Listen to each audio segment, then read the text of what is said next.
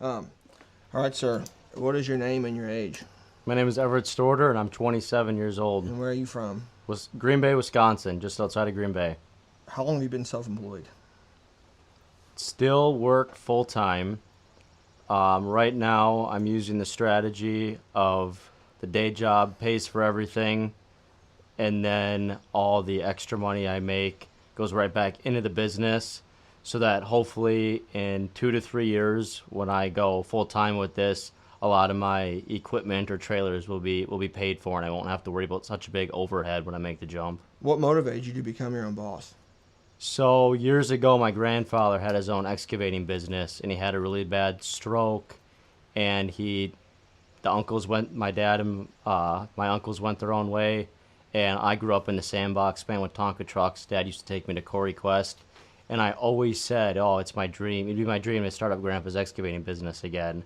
And it's one of those things like it's not going to happen unless you do it. And that one day, I'm just like, I'm going John Deere, buying a tractor with the back on the back. That's exactly how my grandpa started, is back in like the 60s. And I still have that picture. I keep it on my dash for motivation. And I just, yeah, use him. And he was that guy in town who you knew, Larry Strodeur. And that's who I want to be. So that's one of my big whys. That's pretty awesome. Do you feel like your generation, how old are you? You're 20? 27. Yeah, 27. Do you feel like your generation, there's more people like you, like-minded, wants to build something for themselves? I think there are. Sometimes they're a little hard to find, or they stay closeted, if you will. Yeah. Like, I'm not out at the bar getting trash, talking about how I can grow a business or how we can get a rental or how we can flip a piece of property. Mm-hmm. So, like, that's where, joining this group, it's like, even though we're a little far away from each other, we still all make the effort. Mm-hmm. We still care. That's where, like, this group was cool, that I found everyone that's like-minded, because I think there's more of them out there, and that's the goal with all this, mm-hmm. is to pull them out of the weeds. But I think there's quite a bit out there. It's just finding them. No, I agree with you. How long have you been following More Dirt, like on YouTube? So probably the winter, I got 2 winters ago is when I bought my tractor, and that's when I was like, there's nothing else to do in Wisconsin the winters unless you snowmobile or go to the bar. So I just would watch YouTube, and I'd find different ways of starting an excavating business, and your page popped up. I remember, I think the first video, we just talked about this on the call, it was in 2 years made $450,000. It was a picture of your truck and your skid steer, how you did it.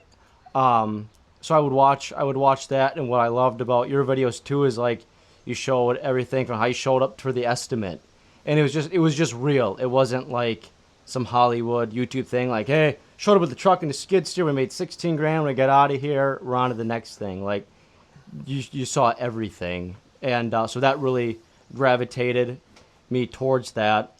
And then once I kind of figured out, once I got more into the business, I'd go back to those videos, because then I could connect to them. And I'm like, oh yeah, I remember Cole on that retaining wall job, there was way more things like tools that you needed. You needed the compactor, level, so all this other stuff I didn't think of if I would have had to do it. So I'd always go back to a lot of your videos, and then you talked about the calls and the coaching, and that's I guess what brought me back even after seeing them and starting out my own thing. That's awesome. Starting your business, like what the first year or two, or the first say 18 months, what did you notice was the biggest struggles, biggest learning experience? What did you struggle with the most? Bidding, or sometimes I'd think, like, since I can do the work, I couldn't imagine paying what I would charge for someone else to come do the work. But you got to like not think that way. Just really valuing yourself. I mean, at first though, it was a lot of like friends and family, thankfully, supported me, thought it was really cool what I was doing.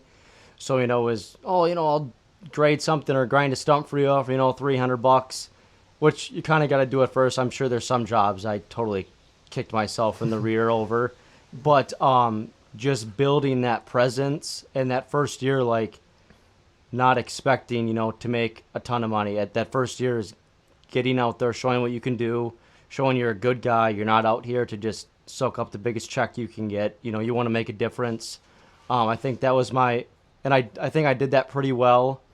And then that's really slingshotted me the second year unexpectedly. Like, on the calls, you always talk, like, oh, Everett, you got a professional picture done, you got this, you got that, like, you're gonna go places with it. And like, not to sell myself short, but I was always kind of like, yeah, we'll see.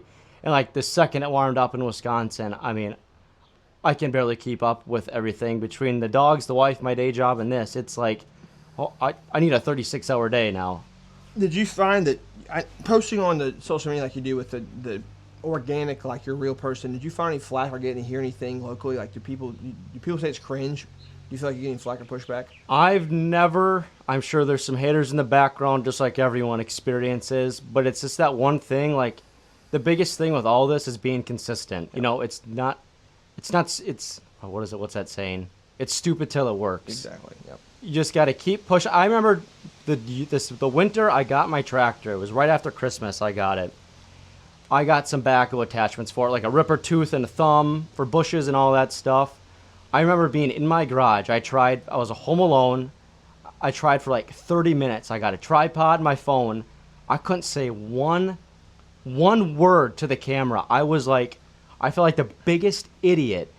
And then I just started kind of posting like nonchalant stuff on TikTok. Mm-hmm. And I finally got like that courage of like, it was just that thing. Like if I would have stopped and said, "Oh, I can't do this," never would have kept going with it. It's just, you gotta get comfortable being uncomfortable. Yes, exactly. Yeah, I've noticed you've made some wicked progress with that, and you actually, I tell people like when they come call me one-on-one to go reference you to look professional, present yourself a certain way. Like you do a really good job with that, and I think that will set yourself apart. Yeah, that's another thing too. Like even though like I don't like even up front, I don't tell people. You know, I still got a part-time job. I still like I blend that in. I'm gonna be transparent with them, but I don't want to look like a weekend warrior who's got a beat up 04 F-150 and a tractor that's all rust. Like I'm the real deal. I'm working on it. I'm trying to do it smart. Right. You're gonna get the same value as one of the big guys. And maybe even a little more care. Yeah, I noticed when I was doing my part-time, phasing out HVAC, doing the full-time dirt, being transparent and just telling them the real thing. Because, we're from locally. Everyone knew my dad's HVAC business. Like, what are you doing? Everyone, and I had so many people tell me I'm crazy. How many people did you have tell you to not pursue your own business? It was always, those things like, or I won't talk about it because as soon as you talk about it, it's, oh, well, you're not going to get benefits then. You're not going to get this. What are you going to do in the winter? It's like, look at what we're doing right now. We're helping coach people, showing people that this stuff is possible. Right. Like, there's so many different avenues right now with, online, technology, social media. Like, even though I do have a little rough in Wisconsin, the winter, it can get pretty slow.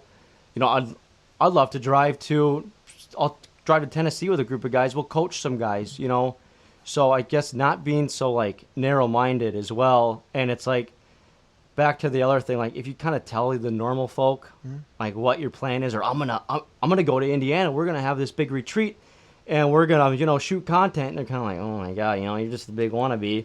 Well, in a couple of years, I'm gonna be all over your YouTube if you find So but that's the thing is like I tell people, don't tell your ideas to people who do not have ideas or are not. You get in the right room with the right guys, like the group of guys we have. You talk to them, we talk. All we do is lift each other up. Have you ever on a call? It's like we always lift each other up. Yep. That's what I absolutely love about this, because, like I said, I'm not going to go to all my buddies, back at home, and a lot of, they sit and go to the bar, they sit and go do this, and it's just like, I've never heard of people talking about this stuff, sitting at the bar. Like, I look so forward to my Thursday calls. The wife knows. Yeah. 6:30 Thursday or Tuesday, I'm in the basement. I'm ready to go, and I'm excited to talk about this stuff. Yeah, man, it is exciting. It makes me feel like the more people I meet, the more good guys we have. It's just more inspiring. Keep going and going. Yeah, and I know, like, through prayer and everything else, like, or like looking back at my grandpa, like I know, like, this is exactly where I'm supposed to be. There's no doubt about it. It could bring a tear to my eye. Yeah. I this feel is. That. This is exactly where I'm supposed to be. That's what we all bond over, man. It's faith. Like, when you starting your business with prayer, what would you tell or suggest to a kid coming up, especially younger, older, whoever, go on your own business road to be your own boss? Where in the Bible would you tell them to start turning to? Or how would you tell them to start talking to God and just build the confidence? Like I always just before bed each night, just have just a real deep, just talk to him, just like I'm talking to you. Yeah. Just talk to him. You don't have to do some scripted thing. Or, sit and follow anything specific. Just have a legit conversation. Don't say, give me this or give me that. I always, ask for, I know this is in me. Ask for him to bring the courage out of me. or to, help me be a little more comfortable being uncomfortable. Ask him to bring those gifts that he's given you out, and you'll do the work. How many times have you seen him come through whenever, like, when you put faith in him and you don't think you're going to make it? How many times has he came through for you? It's been, like, not to sound corny or niche, like, ever since I've started doing it, it's, like, literally been life-changing. Got married, bought my dream lot. Like, this has been kicking off like crazy. Like, everything's been, and I can't just say, like, oh, I just asked for it and I received.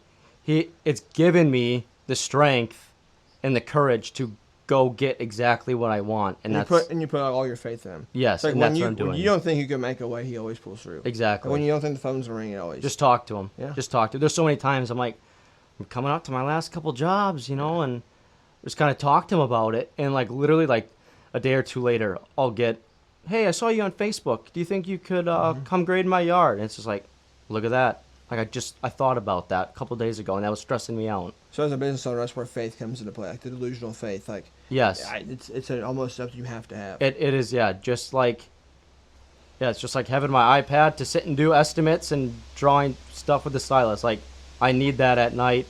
I need that connection with him, and it kind of mellows you out too. Brings you down a little bit at night to be able to talk to him.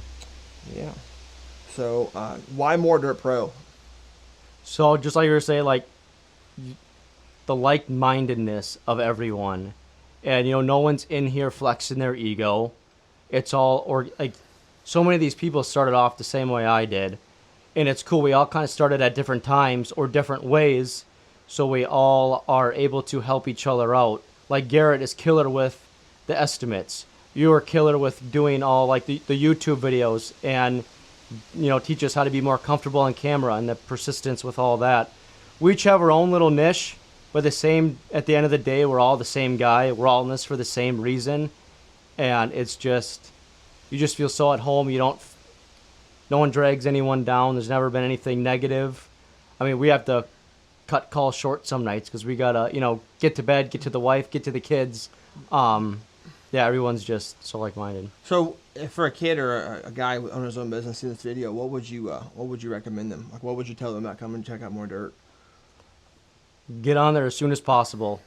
I mean, for $20 a month, what you get out of this is insane. I mean, I started this December, I think, on the calls, and I was like right away, I was like, what I learned in that, like, hour and a half call, I had my notepad. I was like, holy crap. Instead of trying to Google it online or try to figure it out or remember what TikTok video you saw some guy talk something about, you can literally ask people who turn into your friends, your colleagues, your mentors, and then that's every week. If you forget, you can talk to them, you can text them.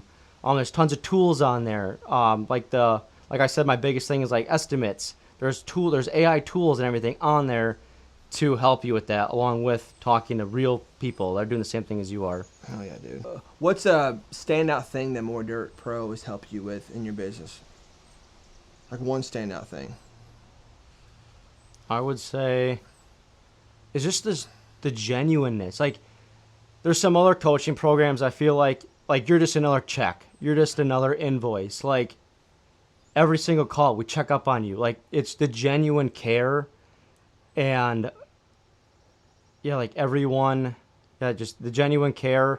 You can turn to literally anyone. It's not like you need a quick, like, oh man, on this call I have to worry about, like, can I get 10 minutes in and talk to this guy?